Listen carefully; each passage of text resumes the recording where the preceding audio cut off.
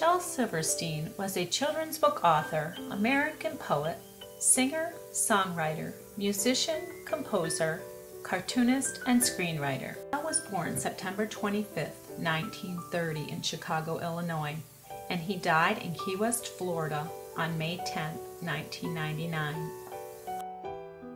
Silverstein graduated from Theodore Roosevelt High School.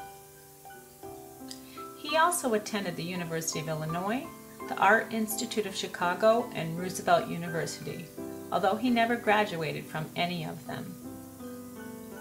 Silverstein was first published in the Roosevelt Torch school newspaper.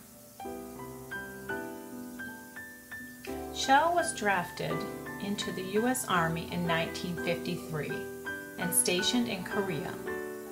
While there, his military take cartoons were published in the Pacific Stars and Stripes. A compilation of these cartoons were published as his first book in 1955. His daughter was born in 1970 and named Shoshana. She was raised from the age of 5 by her aunt and uncle after her mother died. Shoshana died in 1982 at the age of 11 of a brain aneurysm. Shel Silverstein loved his family, especially his son Matthew, who was born in 1983. Falling Up was dedicated to him in 1996. ShelSilverstein.com is a very informative and interactive website for kids. Shel's books include The Giving Tree, Ronnie Babbitt, Where the Sidewalk Ends, Falling Up, and the many more that are listed here and on his website.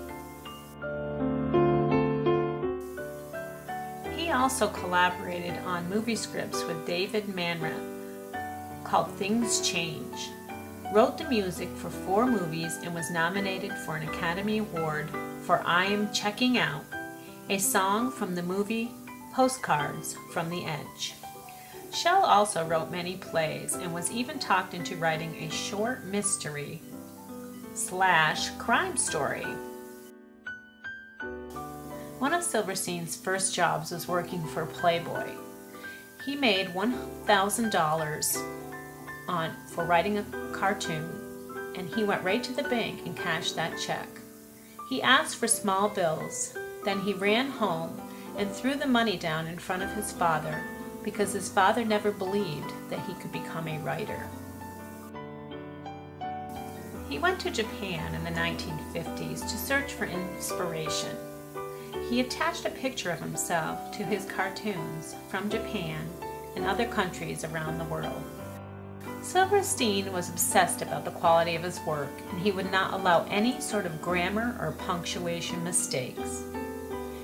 He worked in a large and often hectic and chaotic workspace. He was a perfectionist and kept every single sketch and illustration that was created.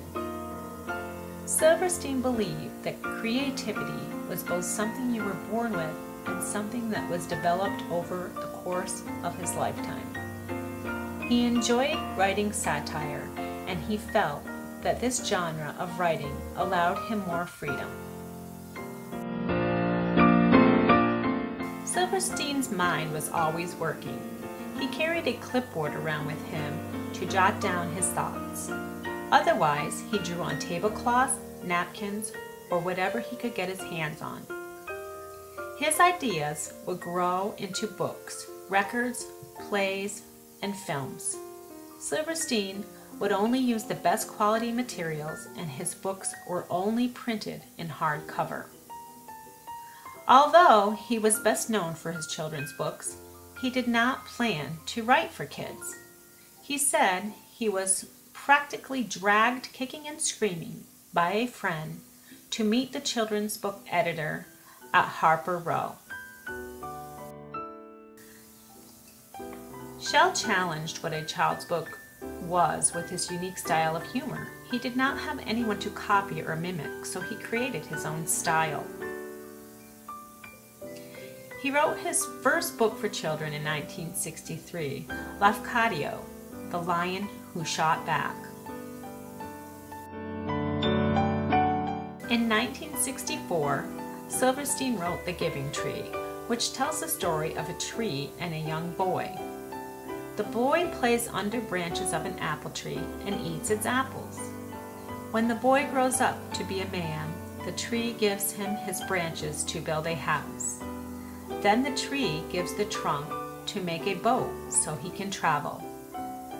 When the man is old and tired, he returns to rest on the stump of the tree. Some people didn't like the story because they think the boy was selfish, but Silverstein always wanted each reader to make his own personal connection to his stories. Many thought The Giving Tree had ideas that were too old for children and too young for adults, but Silverstein believed in his story. Silverstein once said that he hoped that people, no matter what age, would find something to identify with in his books. The Giving Tree has been on the bestseller list for over 40 years, and Where the Sidewalk Ends made him a household name in 1974.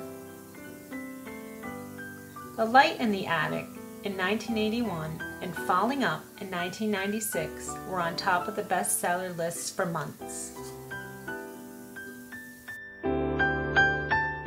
His combined work has sold over 20 million copies and translated into over 20 different languages. Although his work appealed to adults as well as children, he was never honored with any literary awards. In 1989, a school district in Texas banned his poem, Little Abigail and the Beautiful Pony. He thought of the story as tongue-in-cheek and encouraged children to read it to their parents when they said no, but it was not received in that manner. Silverstein was mischievous in his writing, and he often sided with children in his poetry. Robert Warren, an editor at Harper Row, thought Shel tapped into the spirit of children and reminded them that they had limitless possibilities, and he implored their imaginations. He encouraged children to step outside their normal roles and to be a little bit naughty.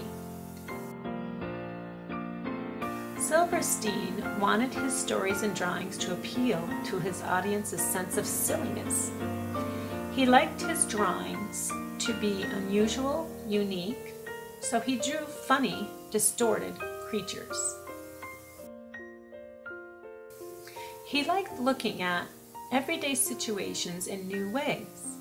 He liked to show people what is possible when we use our imaginations. In 1976, The Missing Piece was about a circle searching for the piece that would make it a whole circle. And in 1981, The Missing Piece Meets the Big O tells about the little piece the circle could not find. Some people thought his stories were sad.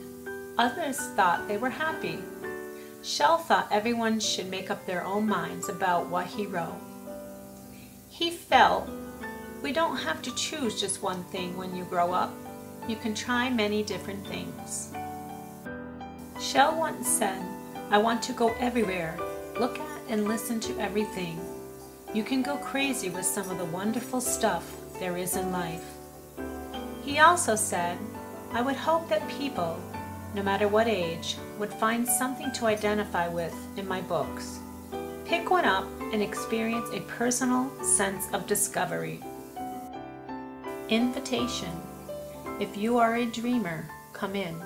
If you are a dreamer, a wisher, a liar, a hoper, a prayer, a magic bean buyer, if you're a pretender, come sit by my fire. For we have some flex golden tales to spin. Come in, come in.